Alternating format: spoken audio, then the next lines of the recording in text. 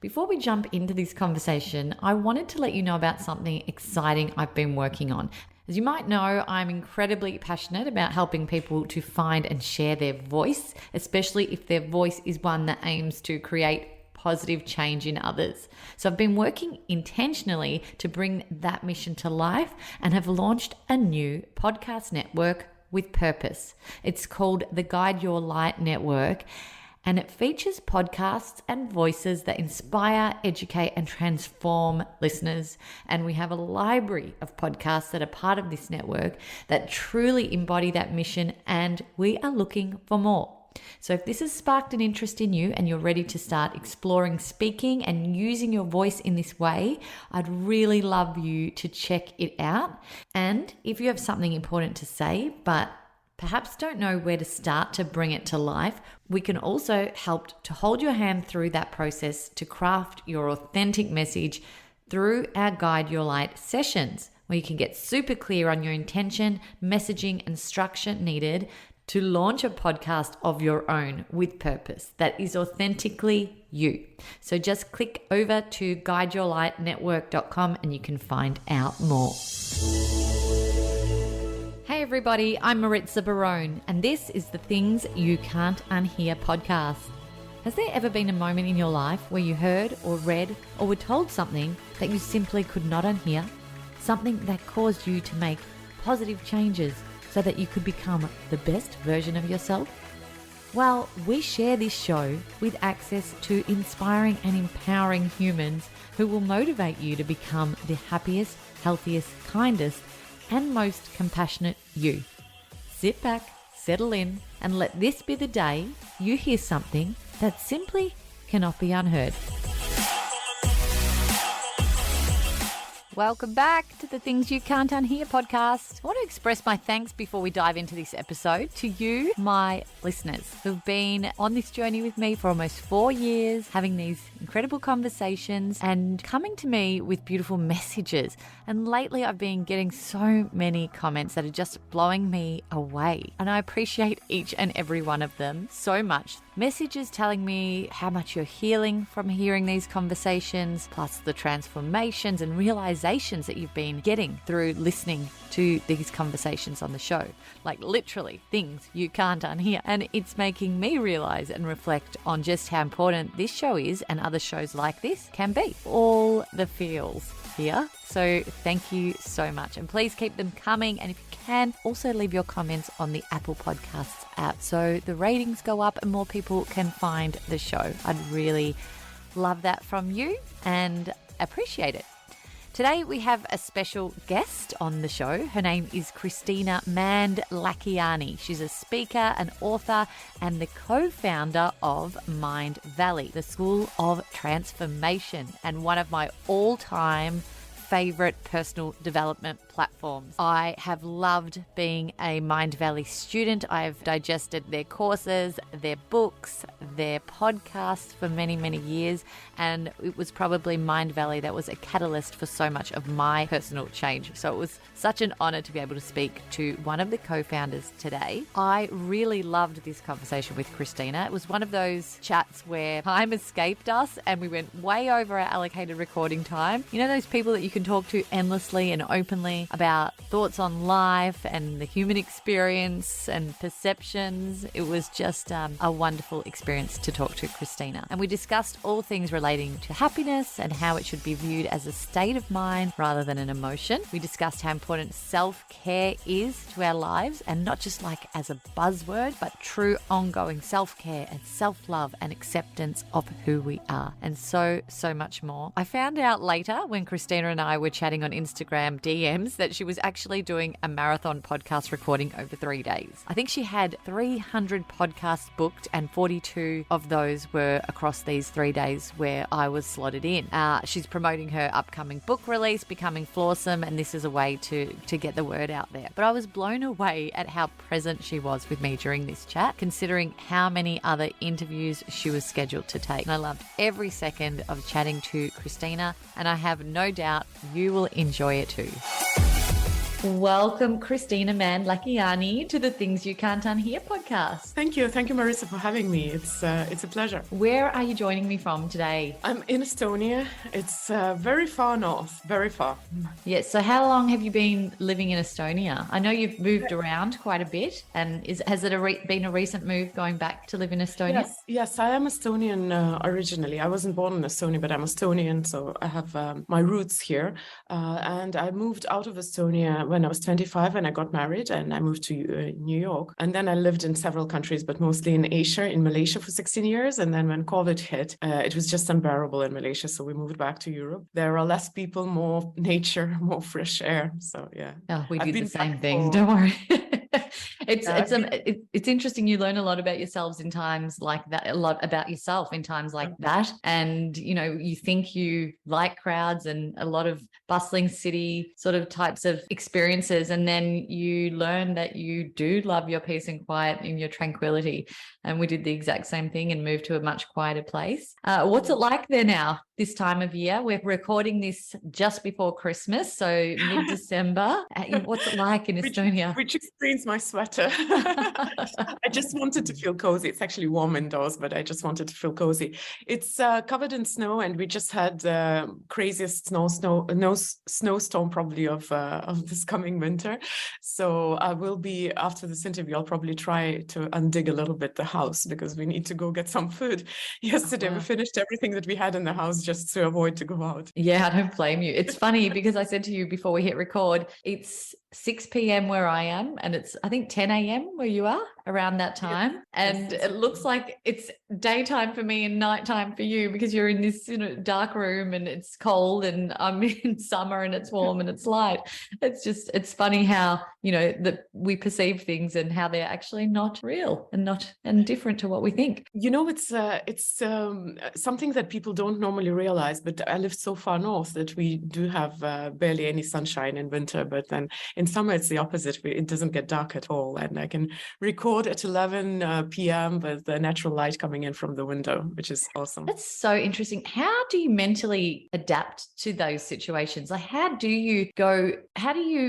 does your mind deal with it being the same all day long? We do get a little bit of sun in winter, not too much, 6 hours, but it's still mostly dark. When I was born, I wasn't born in Estonia, but when I was a kid, I lived here since I was a baby.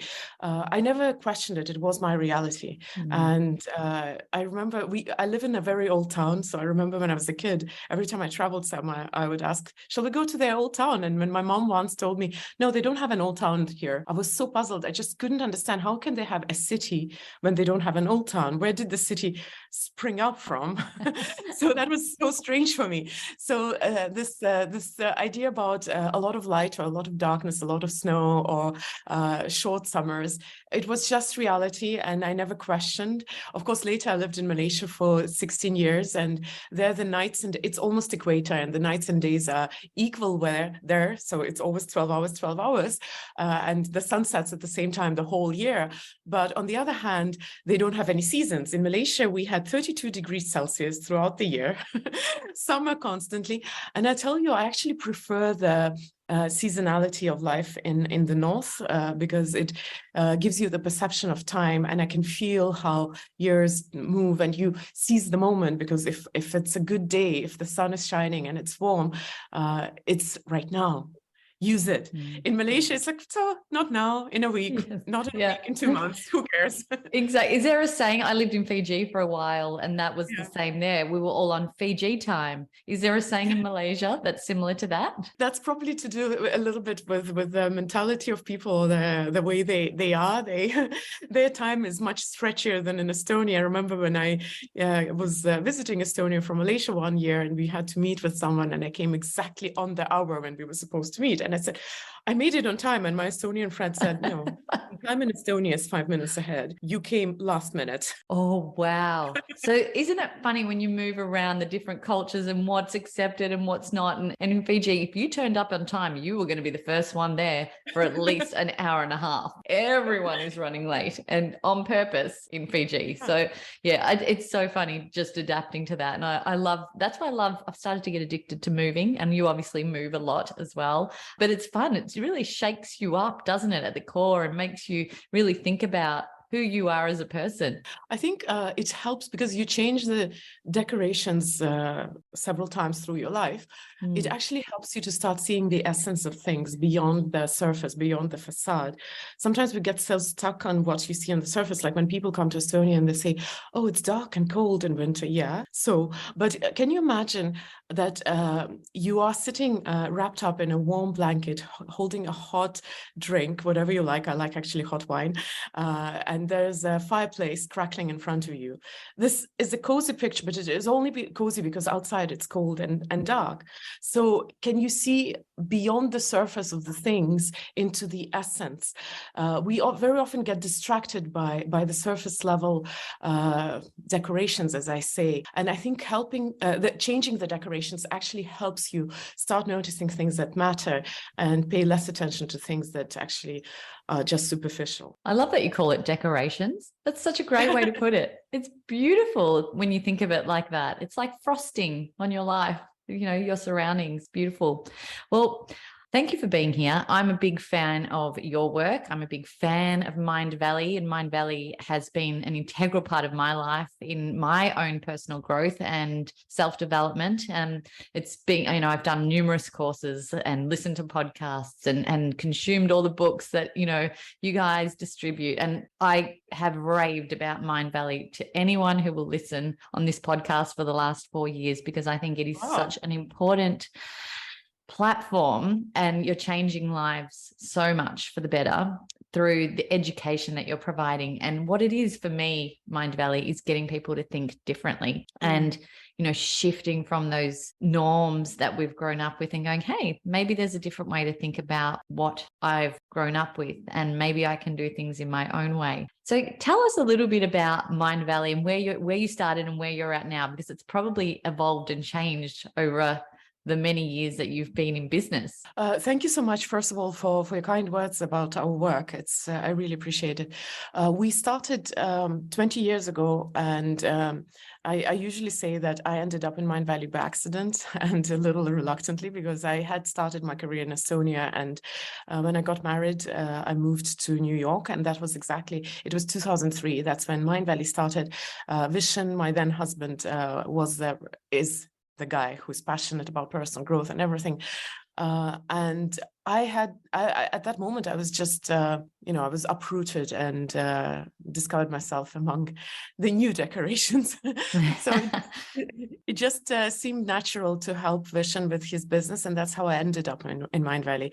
Of course, it is ironic how we sometimes reluctantly face our destiny.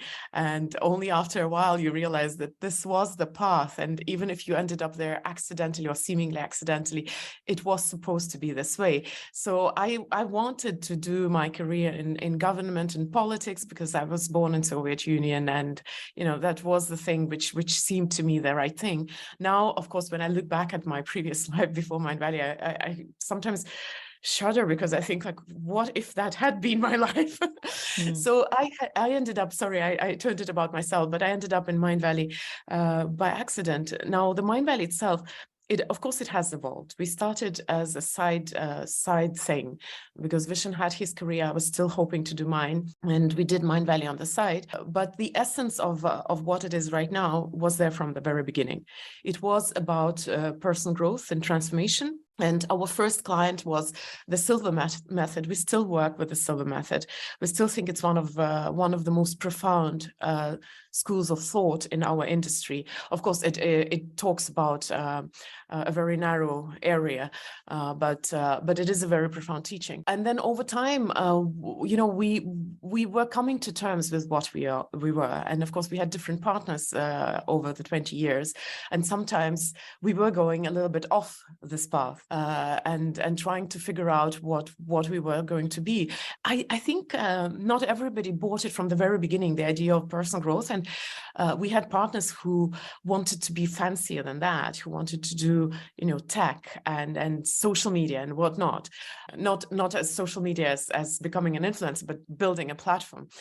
But thank God that all fell off, and only the essence and only the core stayed. And at some point, we realized that personal growth is the thing, the most important thing, and the heart of the business. And then in that aspect, we have evolved from being a publisher and working with a multitude of authors to becoming more of an education platform, in the sense that we create the curriculum, we'll look for authors and teachers, we'll look for the holes in our education and how to fill them, rather than just giving a platform to teachers who are already there. So that's in a very nutshell the evolution, but we still experiment with other areas as well, of course. Absolutely. Well, over 17 to 20 years, I'm sure from your personal transformation journey, you have grown incredibly through the knowledge that you get from the teachers and the authors that come through Mindvalley yourself. And now you're one of those teachers, you're one of those authors, and you're talking to everyone who will listen about happiness. Now, happiness is, sometimes we don't really think about our happiness enough, I don't think we really get clear on what happiness means to us. And we just expect happiness to come to us, I think, in my opinion. What's your take on happiness in terms of do we think about it enough personally, in your opinion? So I like that you said, I would talk to anyone who would listen. Once I had to talk about happiness to a group of Lithuanian entrepreneurs here in Estonia, and I really enjoyed the experience because they're the exact group of people who would never listen, but they were placed in that room with me and they had to, which was kind of... No, it was really fun because I enjoy talking to people who are not converted yet into personal growth and transformation. Maybe because I relate to them. As I said, I ended up in that field reluctantly and by accident. And because I was brought up in Soviet Union, I got the mentality of, don't teach me how to live. That's supposed to be self-evident. The skeptical people, they think that the only kind of teaching that has the right to be is the academic kind of teaching. Well, research at maximum. But anything that has to do with non-academics, although that's also not very true to say about life, that it's non-academics. I mean, there's academics about nutrition and fitness and psychology and whatnot. But let's say anything that has to do with how to live, don't teach me. So I love to talk to people like that. Now, when it comes to happiness, you're absolutely right. We, contemporary society, we don't place enough value on that. And there are a lot of symptoms of not placing enough value. So superficially, we don't place enough value. But inside, everybody wants to be happy. And I haven't checked the research, but so that's not a substantiated fact. But I do believe that everybody wants to be happy. At least when you think of the person that you love the most, what would you want the most for them? Usually, it is, I want my loved ones to be happy, no matter how, no matter what, just to be happy. We wish happiness to each other. Happy birthday, happy anniversary. We want our kids to grow up happy. We want our parents to be happy, our siblings to be happy, because happiness is important. But then if you listen to talks on happiness, say even TED Talks, then what you will hear, or the movies, what you will hear is the idea that don't chase happiness, because if you chase happiness, you're not going to get it, which is kind of funny because that's not how personal growth works. If you want a happy relationship, you have to work on it. If you want to have a healthy body, you have to work on it. If you want to have a lot of money, you have to work on your money mindset. If you want to be happy, don't work on it. I think this is kind of funny. But I think that comes from misunderstanding because, of course, if you talk about, or if you listen to talks about how you can't chase happiness because then you won't have it, then usually you understand that those people talk about an emotion. And usually by happiness, they mean a whole collection of emotions such as euphoria, joy, pleasure, enjoyment. Happiness is just an umbrella term that they use. Of course, emotions by nature are transient. And if you chase an emotion, it's kind of stupid because the moment you catch it, it goes and it changes into another emotion. Emotion is like, it's like, I don't know, it's like water. You can't hold the same water for a long time. It just sips through your fingers. So of course, if you equate happiness to emotion, don't chase it. But then why don't we as society talk about happiness as something a little more stable? For example, in medicine, we understand the condition as, we understand such condition as depression. It is a stable condition. Yet the opposite of depression, or the opposite of depression is probably having a healthy mental state, but we don't have the proper term for this state, which is productive, which is making you feel content, at peace, where you are in the moment. I think the closest that we got to naming it is probably the state of flow. I was about to say that. Yeah, flow is what resonates with me. But it has a very professional connotation because we usually talk about the state of flow in the context of productivity, not so much in the context of being content with your life or enjoying the snowfall. For what it is. So that's just unfair. And I think that there are symptoms of us feeling that need unmet, us as a society, because I do a lot of interviews because of the launch of my book. I have to work harder, but a lot of the times in interviews I get the question, how do you define success? And I know it comes with a little bit of a, undercurrent, with a hope that I will say that, success only matters if you feel content with that or if you feel happy. But that's not true.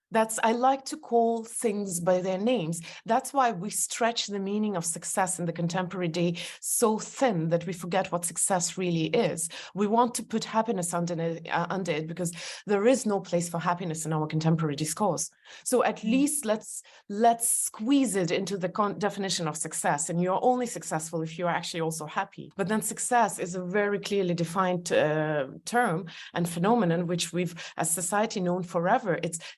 Success is achieving something in a certain area, whether it's financial success or professional success, and happiness is feeling content with what you have. So if you squeeze happiness under success as a terminology loses meaning, but also happiness doesn't get the due attention that it deserves.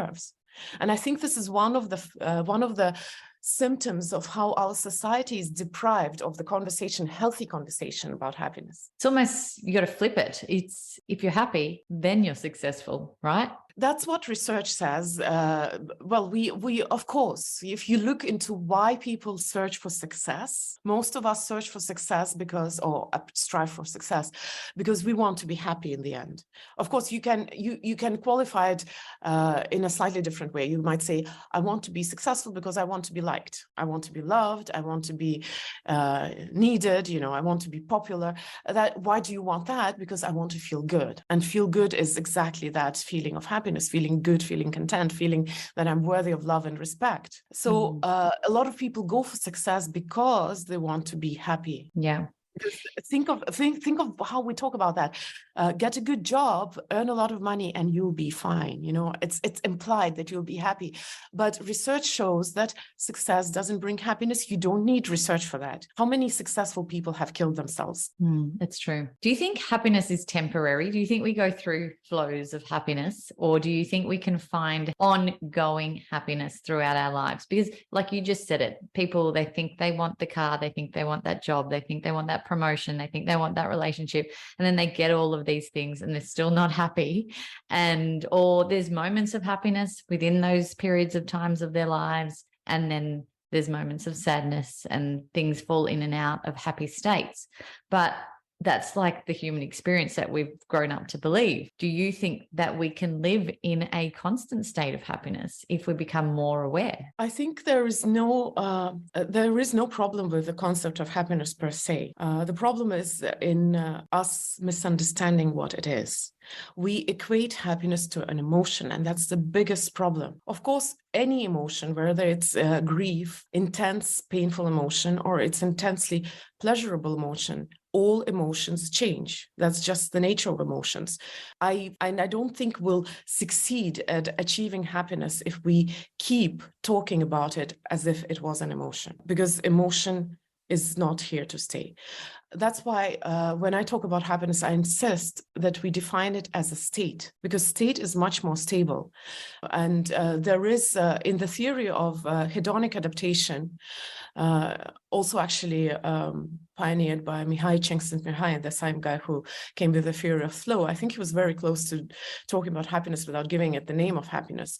There is the theory of hedonic adaptation, that we have a certain set point of contentment or happiness, well, because hedonism is happiness in essence, and that works like a thermostat. So I'm sitting in the basement of my house, and it's super cold outside, but inside here it's comfortable, even though I'm wearing a sweater more for coziness than warmth, because the thermostat here is set at a certain temperature, 21 or whatever. If I were to stay here too long and it got too hot, it would switch off the heating so that it cools down. If I were to open the window to let the cold air in, it would turn on the heating to make it stable. So it's the same mechanism with your hedonic set point. So no matter what happens in your life, there is a set point towards you're very likely going to return. So that's why you have people who have everything fine in their life, yet they're constantly grumpy, and no matter what they achieve, they're never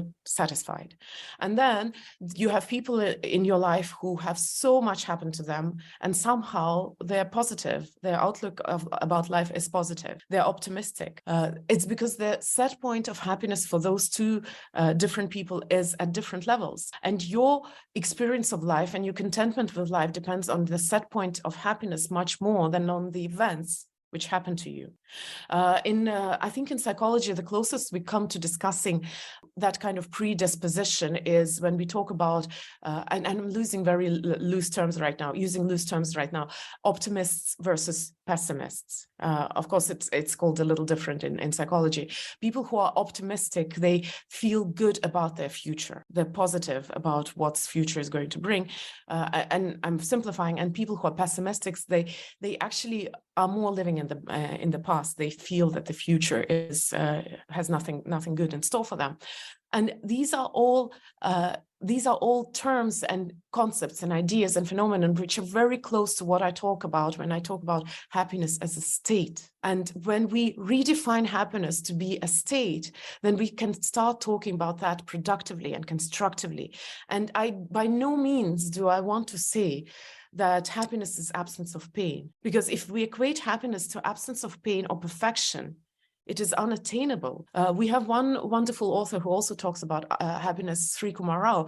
He says, loose quote, he says, "You're not happy because everything is perfect. Everything is perfect because you're happy." So what's the flow of events here? If you can be content with what you have, with where you are, then you see the world differently. You experience the world differently. Then even the painful events find a different meaning for you. And rather than suffering, Viktor Frankl is the one who said that suffering ceases to be suffering once it finds meaning. You don't need to suffer. You don't need to be in the dead end. You don't need to be depressed and pessimistic. You can have a better outlook in life, even if life throws horrible things at you and painful experiences. It's about finding that definition of happiness where there is space for joy and emotions and juicy, strong emotions, but there's also space for everything that real life really has in store for you, including loss, including pain. There's so much gold in what you just said then.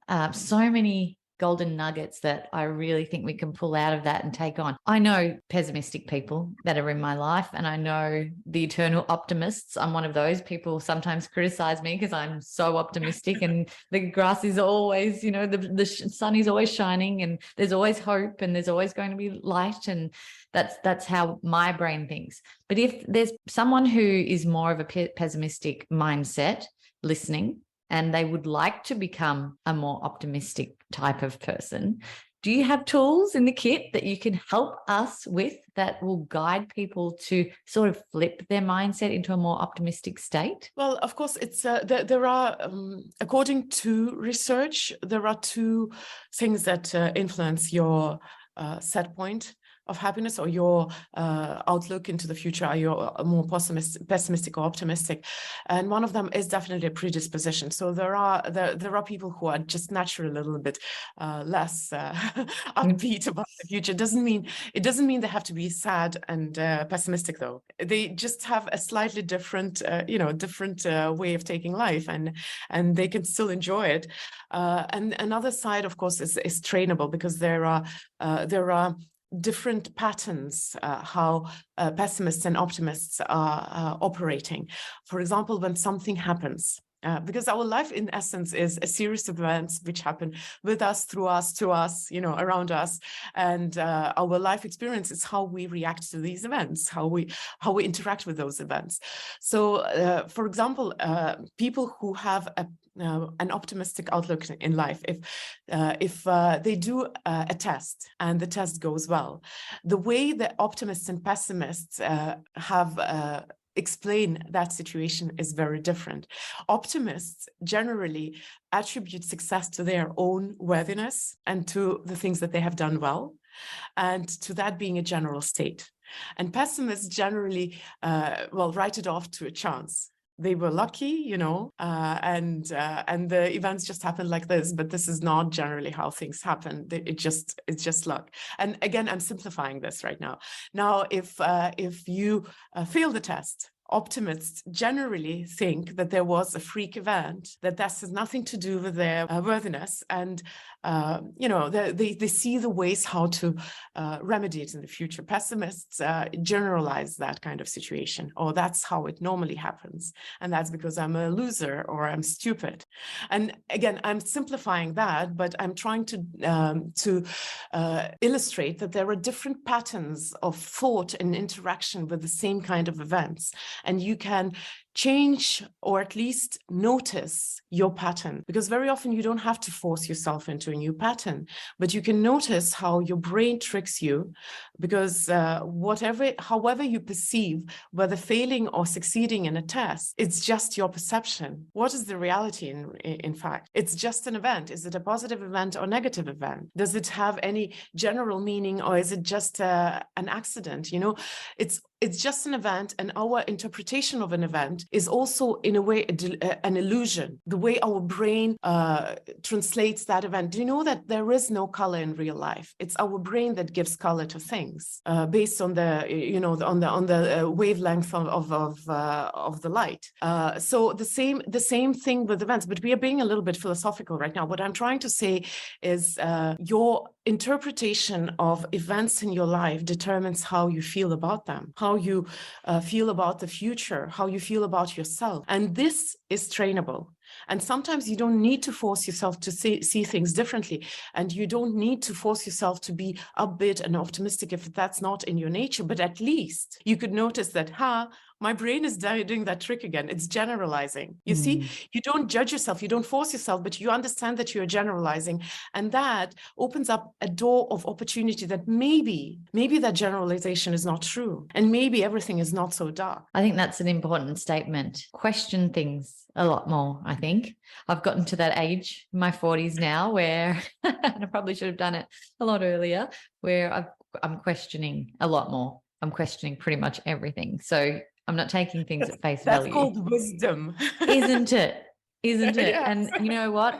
That's why we're preaching about it now, because we want people to have more wisdom earlier on. Question, don't take everything for face value, and just, I teach my kids that on a day-to-day basis. Question every single thing. Now they've started questioning me, which is not great, but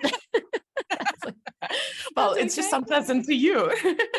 That's all right. It may do them justice going down the track. But, I think as we get older, like you said, there's wisdom. What made you so passionate about learning more and speaking about happiness in the first place?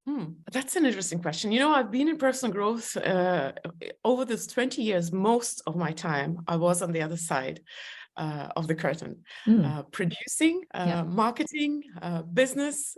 I was doing the other stuff and giving platform to teachers. And I think it was a long journey until I realized that I have something to share. And I guess because I'm skeptical, naturally a little more skeptical. It's my Soviet upbringing. I was wondering if my ideas were actually my own, or if I was just regurgitating what I've heard, because of course, if you are in a field, it rubs off. That's why very often singers' children start singing and actors' children start acting, and then as athlete's child becomes an athlete. It rubs off. It becomes part of your life as well.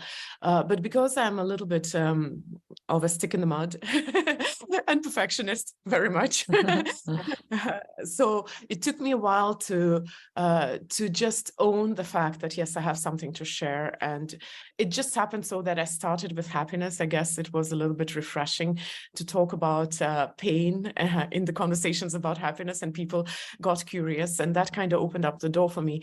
But part of that research on happiness led me to my main topic nowadays, which is self-love, because that's probably one of the hardest pieces of the puzzle in the idea of happiness.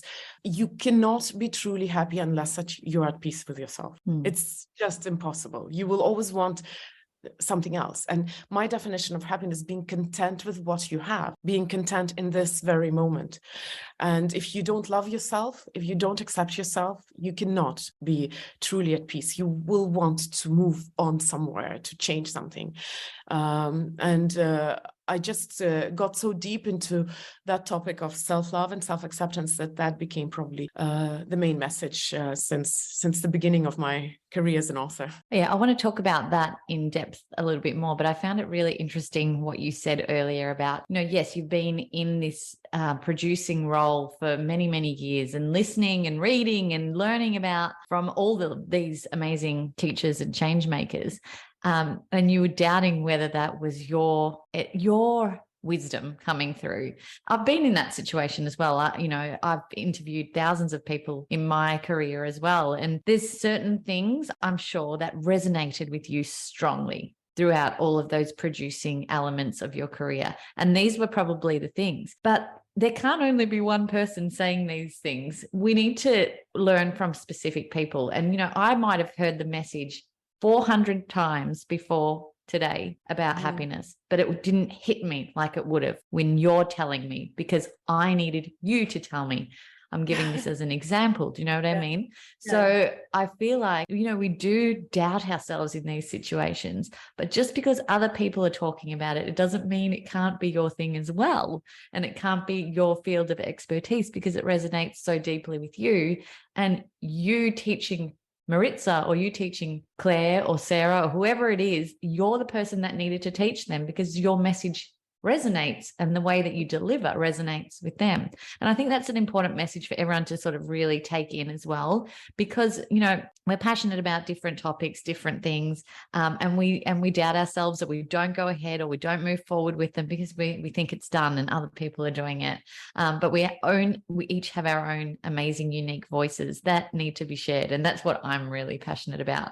So I'm so glad that you moved forward with that and trusted your instincts and your passions to talk about the things that you love. I have to go a little further from that, because it was years ago, and of course, since I came on stage, I discovered that a lot of the things that I say are very unique to me, and I'm always incredibly happy when I hear someone speaking the same ideas. Of course, we always say things through our own lens and through our own prism of understanding. And I have a unique way of, my brain works in a very computational way, which gives me advantage when it comes to teaching. But as an example, we talked about Silva method in the very beginning of Mindvalley, and it just happened so that both Vishen and I can teach Silva method. We've done that. We don't do that very often because it's more like a hobby, not really a professional thing we do.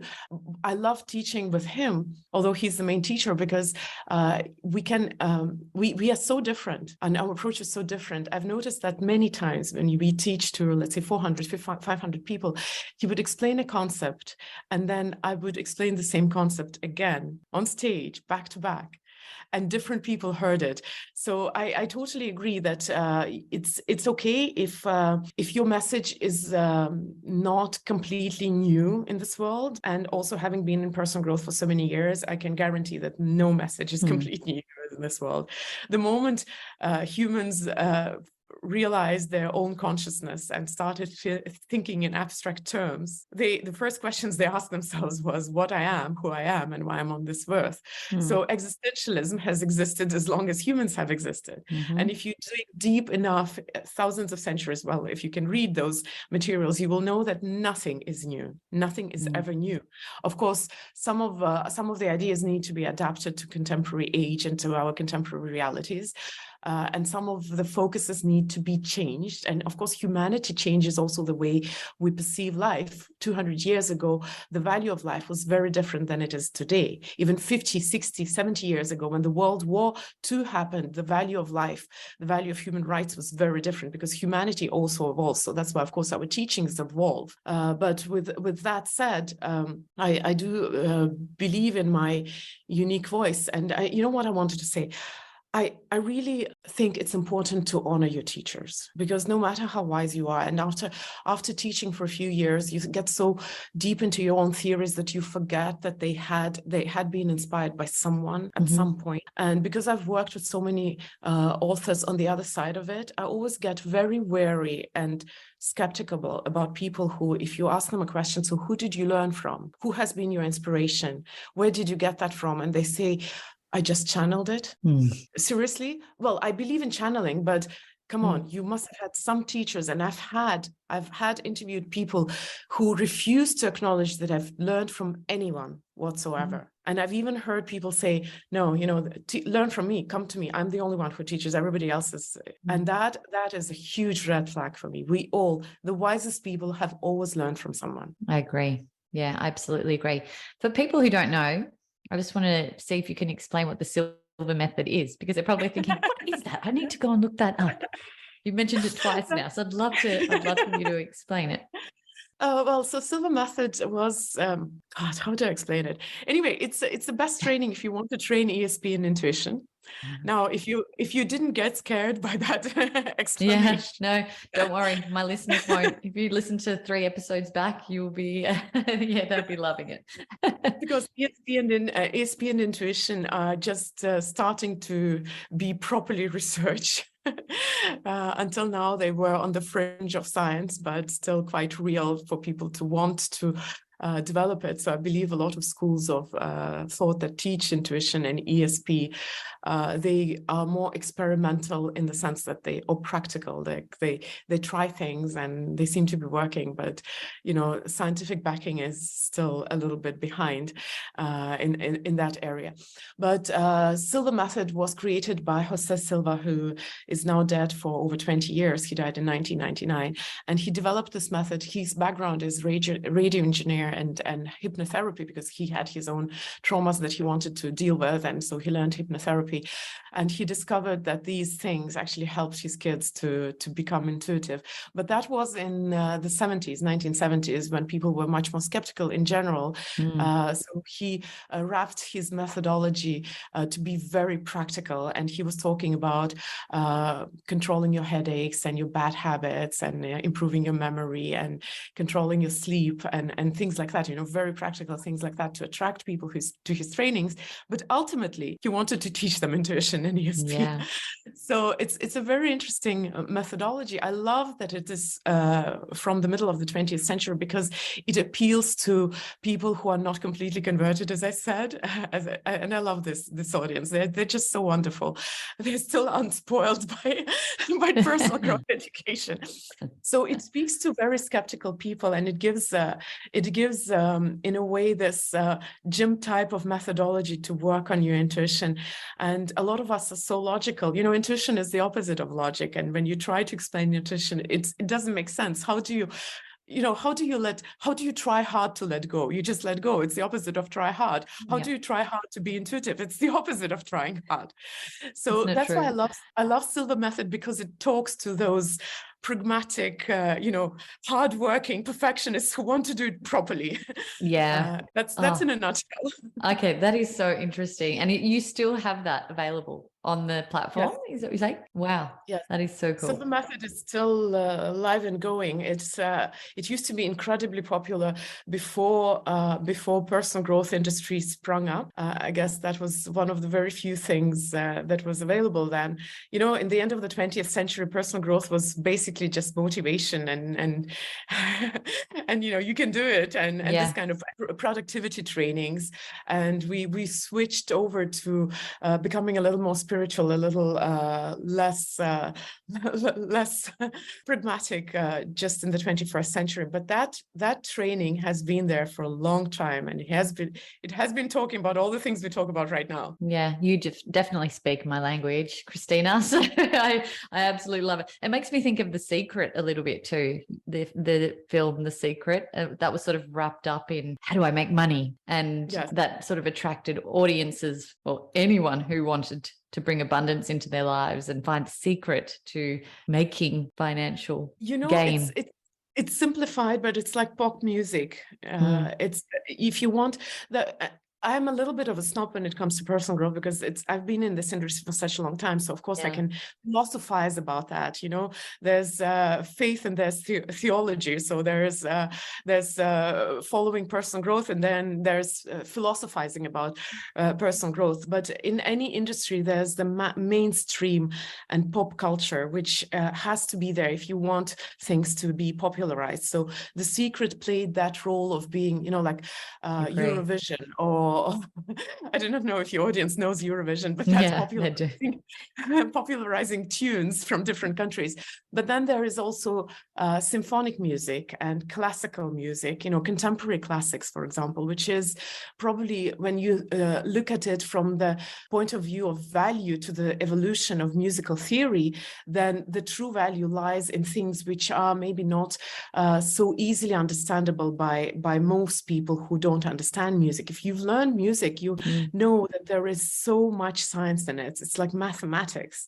And a lot of the pop music is basically built on 4 successions of chords, which is, from the point of view of the science of music, it's very simple, but this is what brings music to everyone. So the same with personal growth. Yes, you may look at it right now and think, oh, it was so simplistic, but it is necessary to bring those ideas to people who are maybe very far, who maybe don't have the capacity to even think about it. Yeah, so there is so place for that. Yeah, that's so true. And you know what? No matter when you watch that documentary or that film, you still get something new out of it every single time, or you pick up a new author, and there's some new message. I watched it about a year ago again, and I hadn't seen it for years, and I was like, I still love it. Like, there's still so much goodness in it that comes out to people who especially are hearing it for the first time. So it's brilliant. So let's talk about self-love, because this is another passion point of yours. What made you so interested in self-love and bringing it into your life as a topic of teaching? I went into it from happiness, because when I talk about happiness, I talk about the different aspects of it. And usually like the course, like 7 Days to Happiness, has different small alterations in how you interact with the world that help you to increase your set point of happiness, like gratitude, and actually talk deep about gratitude, although it's such a buzzword and so many people talk about it, or being in the present moment, or, knowing how to deal with pain properly. And one of those aspects was self-love. It was one of the many things that I taught under the umbrella of happiness. But somehow it probably was the closest to my personal experience. And it was probably the most based in psychology. And I just got super passionate about psychology just because it is mathematical and scientific enough for me, for my brain, to enjoy the process of learning it. And it's just a series of circumstances that led me down this path. And once you get passionate about something, or once something makes sense and is interesting, it started with me going on a rant on stage about spiritual bypassing. And my friend said, there's no such thing as spiritual bypassing. I'm like, of course there is. I think it's Wellwood. I don't remember his first name, but Wellwood, there's the guy who maybe Thomas Wellwood, who coined the term spiritual bypassing. So there is such a thing, but it's not a scientific term. And of course, he kind of challenged me, and he said, there is no such thing. And I had to research it. And then I researched it. I stumbled upon such thing as defense mechanisms. And defense mechanisms are such a curious topic. And I'm very curious about how brain works. And all this research was just continuously revolving around this idea of our relationship to ourselves. Then I met this wonderful teacher who's a dear friend of mine. He's a Russian teacher, though, so you wouldn't be able to find his teachings in English, but he's one of the wisest people I've ever met, with one of the most profound methodologies. It's called open dialogue. He talks about honesty, and I've learned so much from him. The concept of the world being your mirror reflection, but not in this woo-woo sense, but actually you perceive the world through the way you feel and perceive yourself. So a very simple example would be, it is much easier to be tolerant of the world's quirks if you learn to be tolerant of your own quirks. It's much easier to be kind to the world if you learn to be kind to yourself. We very often project our discontent with ourselves onto the world and onto our interaction with the world. He's incredibly philosophical. So those friends who had challenged me, who didn't agree with me, who actually opened up new theories and ideas to me, they just it was a tide, and I moved with the tide and with my passion, with my curiosity, and it all led to that main idea that you have to sort out your relationship with yourself. And that's the best service you can do the world. Really. Has there been a time in your life where you haven't given yourself enough self-love? Right now you touched upon a very, very good topic, self-love. What is self-love? You know that our contemporary society very often equates self-love to self-care. Doesn't go beyond that. For me, self-love is such a deep concept. I wouldn't want to just throw it around very easily. It is about a relationship. An analogy would be a child who's born to rich parents and has everything the child might need. A good house, good food, good clothing, good teachers, good schools, good everything, except the time of his parents or her parents. And that is the crucial element of the child growing to be a happy human being. It's not all the maintenance that the child gets.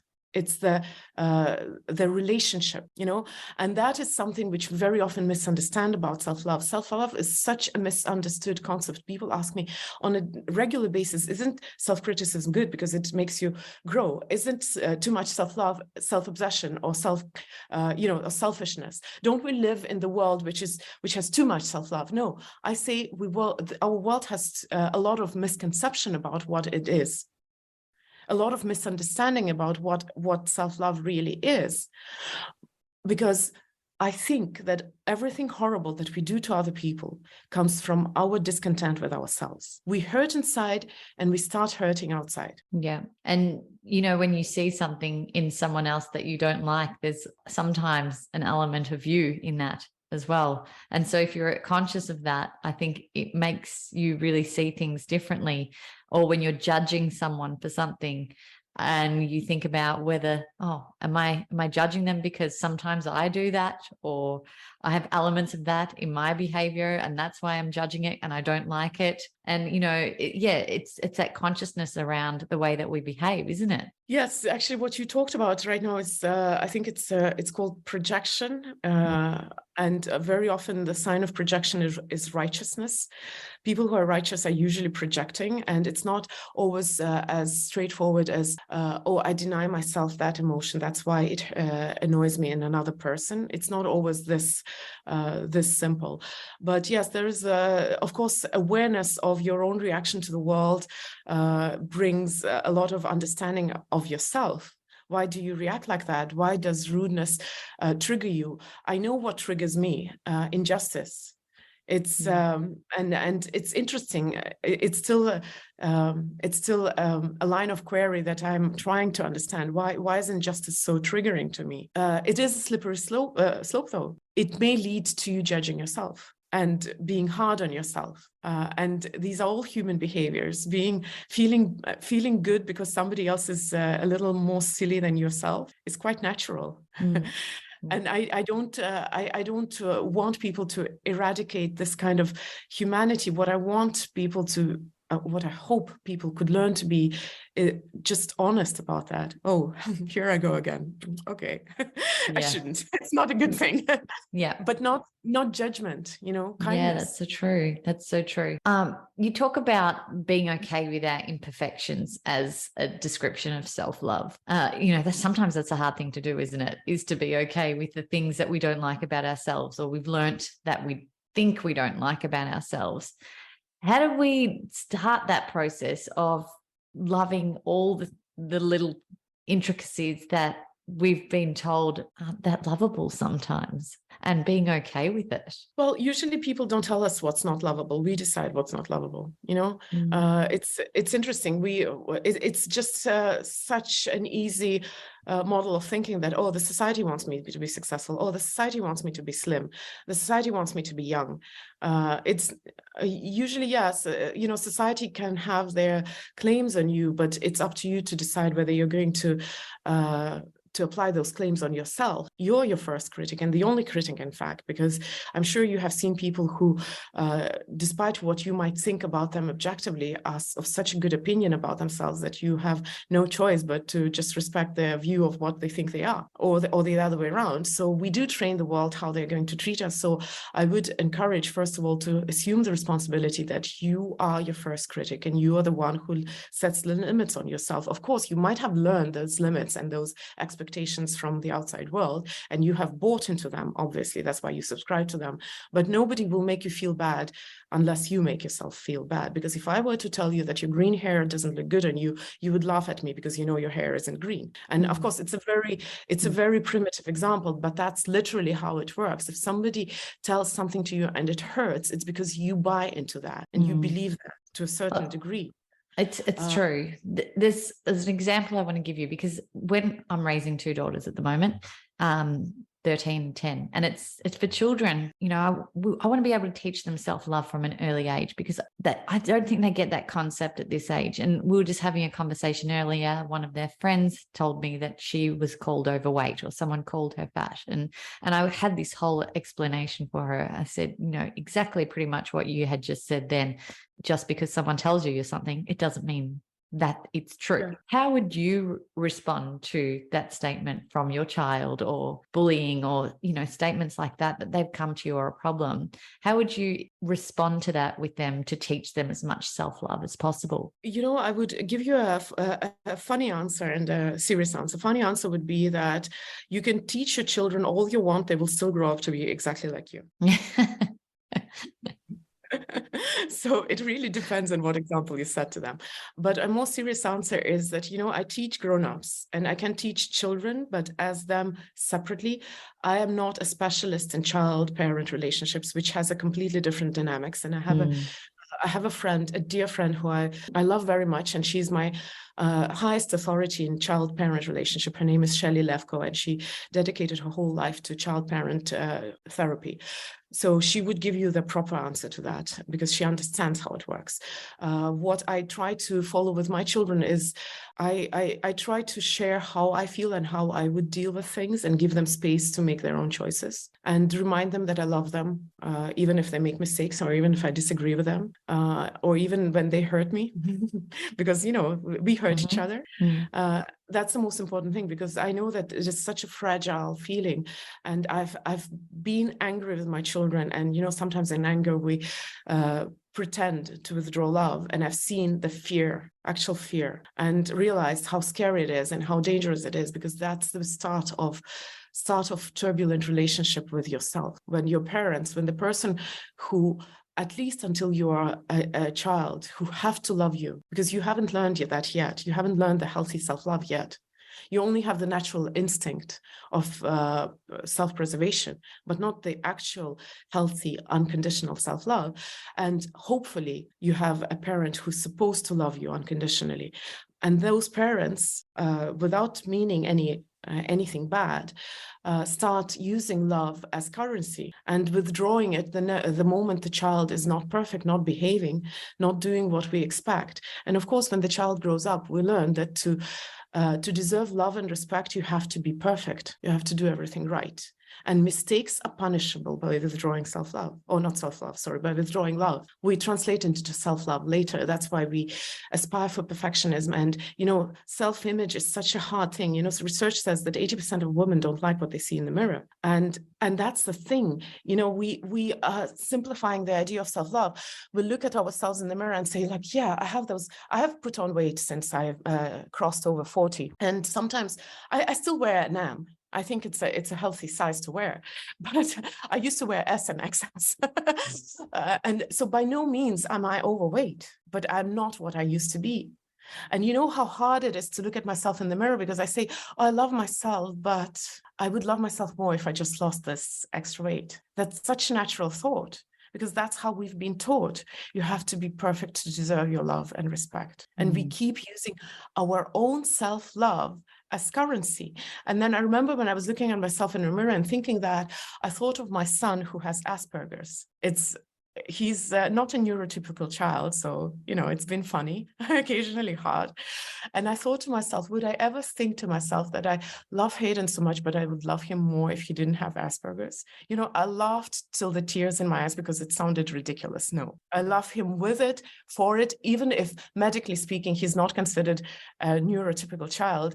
He is what he is because of that. And I love him because what he is, not because he could be in any way more regular. But we don't do that to ourselves. We have such conditions.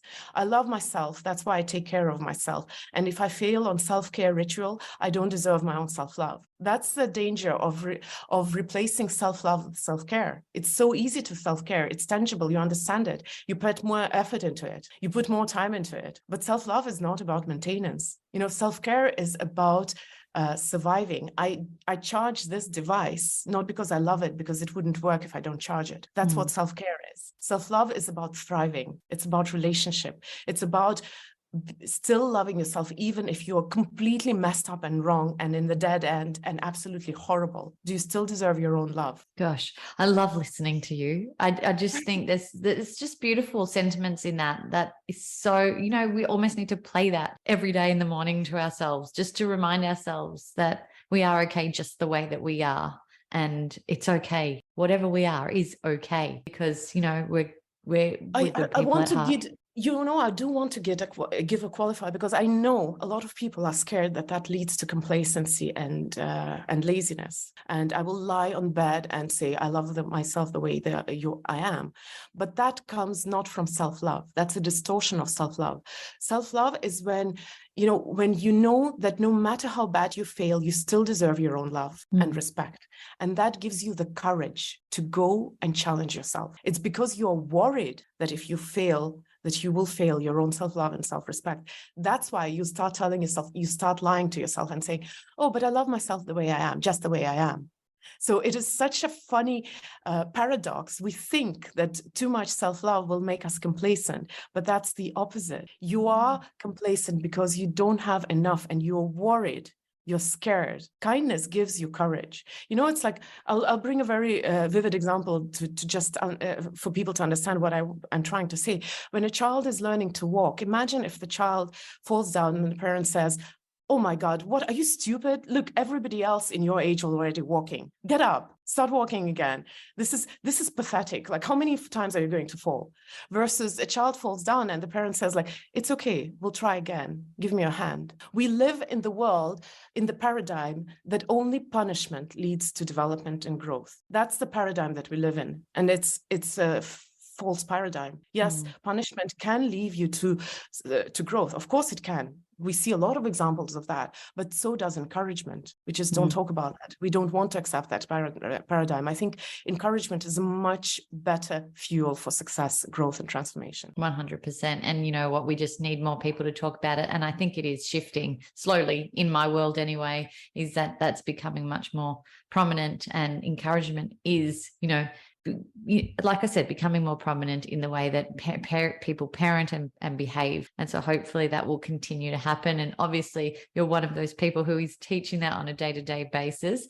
Your book is coming out this year or next year, I believe, 2023, Becoming Flawsome. Are you in the writing process right now? No, it's been written for quite some time now. And I wrote it to be self-published. And then I decided to go with a traditional publisher because I wanted to give it the best start in life. But traditional publishing takes a lot of time. We want to put it on the shelves in the bookshops. So that's why I have to still have the patience for my book to come out, but it's ready. Tell me a little bit about it and what's inside, what golden nuggets we can learn from Becoming Flawsome. It's a book about finding your path back to you. And I used my life as an inspiration and illustration occasionally. It's not a book about me or my own path, not at all. Because as I said, my brain works in this way where I have to look at things clinically and anatomically and find correlations and create systems and then discover if it's actually researched and proven or if it's just my fact. So it is a little bit of a balance between my quirky personality and the convention and you know what the industry insists that a proper self-growth book has to be about. But it is about finding a path back to you. And I hope that every reader who picks it up is going to go on that journey, and I will be with them, their companion, on their journey back to what it means to be true you. Amazing. You are a fascinating mind, Kristina. Thank you so much for everything that you've shared with us here today. Could talk to you for hours, and there's obviously so many more topics that we could continue to chat about. And one day I'd love to have you back and we can continue the conversation. But over the 17 to 20 years of you learning from people, and this is based on the title of the podcast, Things You Can't Unhear, has there been something in the early days or even recently that was a standout comment or sentiment that you heard or someone said to you that you couldn't unhear and that really stopped you in your tracks and made you look at life with a different lens? Does something pop out to you? Yeah, definitely. A lot. Well, I'm sure there would be a lot. Yes. I discover things about life from simple things like my phone breaking and me switching to a different phone from iPhone to Pixel, and I'll find like 4 lessons about life in that experience. But back to your question, I refer to my friend, the Russian language teacher who teaches open dialogue, and it's a theory about honesty. He once said that everyone has the right to their journey. And sometimes your journey is to just witness your loved one going through their journey and maybe making mistake and still having their back and having your light on, and loving them regardless whether they listen to your advice, whether they believe you, whether they don't. And I think this idea of everyone has the right to their journey has been one of the most profound things. It has changed my relationship with the world, with the people, with myself. So I guess wow, that's beautiful. Thank you. I have one more question, actually. I'm going to go right to the beginning. you talked about when you met your husband and you fell into the path of personal development, and now it's continued to become your life and your career. But you did say you were thinking about your own career that you didn't end up doing. What was that thing that you... Government. I started working in the government. I actually made a very fast career, partially because I'm a perfectionist and very, ambitious, and partially because Estonia was going through transition. Soviet Union just collapsed. I was 14 when Soviet Union collapsed, and we had this time in the country where we had to replace everyone who was in the power for us to have a chance at a clean start. So a lot of young people made careers very fast, because there was nowhere to take people without the communist background. That was my path, and it was partially dictated by the Soviet reality. I wanted to travel the world, and we were behind the Iron Curtain, so that becoming a diplomat was the only way for me to see the world, and that's how I started my life. Then, of course, because the circumstances had changed, I switched over to non-government sector and charity and non-profit, and I worked for UN a little bit. It's actually much more related to government work than you might imagine. Yeah.